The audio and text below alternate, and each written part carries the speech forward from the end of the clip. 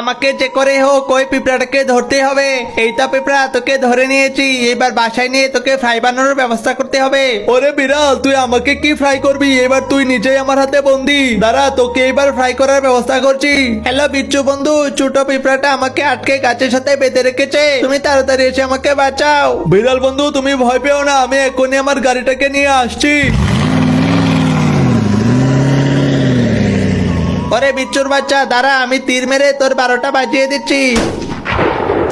হা বিচ্ছু, তুই নিজেও তো এখন আমার হাতে বন্দি হয়ে গেলি রে। হ্যালো গিরগিটি বন্ধু, দুষ্টু পিঁপড়েটা আমাকে আর কচ্ছপ বন্ধুকে একসাথে আটকে রেখেছে, তুমি জলদি এসে আমাদের দুজনকে বাঁচিয়ে নিয়ে যাও। বিড়াল বন্ধু, তুই কোনো চিন্তা করিস না, আমি আমার উট বন্ধুকে সাথে নিয়ে তোদেরকে বাঁচাতে আসছি।